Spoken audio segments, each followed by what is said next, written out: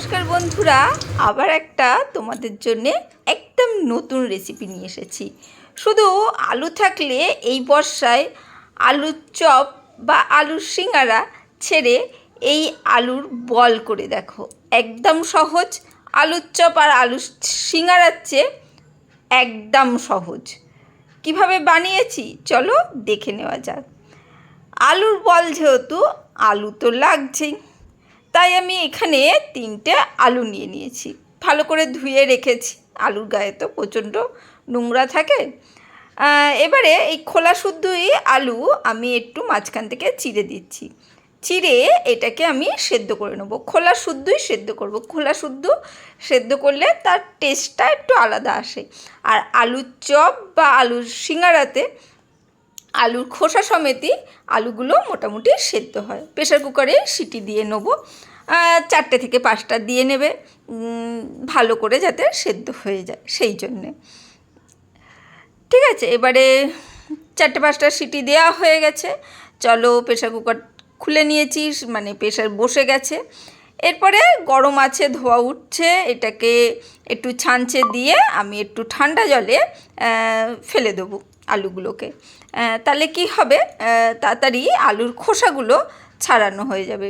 আলুর খোসাগুলো এইভাবে ঠান্ডা জলে গেলেই আলুগুলো একটু ঠান্ডাও হয়ে যাবে আর আলুর খোসাগুলো ঝটপট করে তোলা যাবে।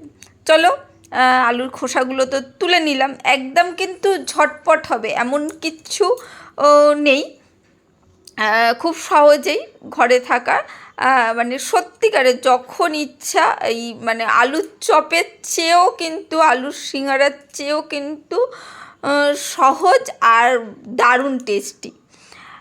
চলো আলুগুলোকে খোসা ছাড়িয়ে নিয়েছি আর একদম আলুগুলোকে ওই কুড়ুনির সাহায্যে কুড়ে নিচ্ছি। তোমরা ওই গ্লাসের সাহায্যেও, গ্লাসের পিছনে দিয়েও তোমরা কিন্তু ওই ম্যাশ করে নিতে পারো, যার যেটা সুবিধা। মধ্যে কথা হচ্ছে আলুগুলোকে মেখে চটকে নিতে হবে। ওই কুড়ুনিতে কুড়ে নিলে কি হবে, খুব সুবিধা, তাড়াতাড়ি মানে মাখার ঝামেলাটা থাকে না, কোনো শক্ত অংশ থাকে না। সেই জন্যেই ভালো করে এখানে আমি আলুগুলোকে কুড়ে নিলাম কুড়ুনির সাহায্যে, তাহলে কোনো গোটা অংশটাই থাকছে না। আর যেসব বন্ধুরা নতুন দেখছো তাদের কাছে একটা অনুরোধ রইল, করি না, করছি। যদি নতুন বন্ধু হয়ে থাকো তাহলে ভিডিওটা যখন দেখছো একটা লাইক দিয়ে দিও, আর যদি চ্যানেলটাকে সাবস্ক্রাইব করা না থাকে তাহলে সাবস্ক্রাইব করে দিও এই ধরনের নতুন পুরনো নানা ধরনের ভিডিও দেখার জন্যে। আর এইখানে জিরে, ধনে আর শুকনো লঙ্কা ভেজে গুঁড়ো করে রাখা, সেই গুঁড়োটা আমি কিন্তু দিয়ে দিয়েছি। এর আগের ভিডিওতে আছে, মনে হয় দই বড়া করার সময় করেছিলাম মশলাটা, সেই মশলাটা জিরে, ধনে আর শুকনো লঙ্কা। আর এখানে দিয়ে দিলাম সামান্য একটু ওই চাট মশলা গুঁড়ো, আর একটু দিয়ে দিচ্ছি বিট লবণ। সাদা লবণ দিতেও পারো, বিট লবণ দিলে একটু টেস্টটা ভালো হয়। চলো এগুলো দিয়ে নিয়েছি। আর এইখানে একটা মিক্সির বাটি নিয়ে নিয়েছি। এখানে আমার কাছে ছিল হচ্ছে পাউরুটি ফ্রিজে, পাউরুটি অনেক সময় পড়ে থাকে না, ওই পাউরুটি টোস্ট করার পর সেই টোস্টের পাউরুটি আমার কয়েকটা ওই ওপরের অংশগুলো পড়েছিল, ওগুলো ফ্রিজে রেখে দিয়েছিলাম। ফ্রিজে রাখলে কি হয়, বেশ তাড়াতাড়ি মানে একটু ড্রাই হয়ে যায়, একটু শক্ত মতন হয়ে যায়। আর সেইটা মিক্সিতে যদি গুঁড়ো করে নাও, মানে সেইটা খুব ভালো বাইন্ডিংয়ে বা ওই যে কোনো চপ সিঙ্গারা দিলে বেশ বাইরেটা মুচমুচে, কাটলেট ধরনের করলে মুচমুচে জিনিসটা হয়। তাই আমি ওই পাউরুটির যে বেঁচে যাওয়া অংশগুলো থাকে সেগুলো ওইভাবে ফ্রিজে রেখে দিই, তারপরের দিনই এরকম গুঁড়ো করে নিই, আর খুব সুবিধা হয়। যদি তোমাদের কাছে পাউরুটি না থাকে তাহলে তোমরা এখানে কর্নফ্লাওয়ার ব্যবহার করতে পারো, কিন্তু পাউরুটিটা যদি দাও খুব ভালো হবে, বা বিস্কুটের গুঁড়োও দাও তাহলে ভালো হবে। ওর মধ্যে কিছুটা আমি 2 থেকে আড়াই মুঠো মতন আমি ওই পাউরুটির গুঁড়োগুলো দিয়েছি, দিয়ে ভালো করে আলুর সাথে মেখে নেবো। খুব সুন্দর করে, কিছুই লাগবে না, খুব সুন্দর করে একটু মেখে নেবে, দেখবে আলুটা বেশ টাইট টাইট মতন হয়ে গেছে। ভালো করে, আর সত্যিকারে মানে পরের বার কিন্তু বলবে সবাই আর একবার বানাও সেই আলুর চপটা বা আলুর বলটা।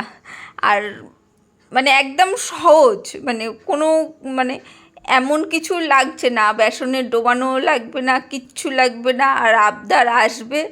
আর দেখো মানে এতে কিন্তু কোনো খাটনিও নেই, একদম নিরামিষ দিনেও তোমরা কিন্তু এটা বানিয়ে নিতে পারো। আর এমনিও যারা পেঁয়াজ দিয়ে খেতে চাও পেঁয়াজ দিয়ে খেতে পারো, কিন্তু পেঁয়াজ ছাড়াও এইভাবে করে দেখবে, একদম সহজ আর সত্যি অপূর্ব খেতে।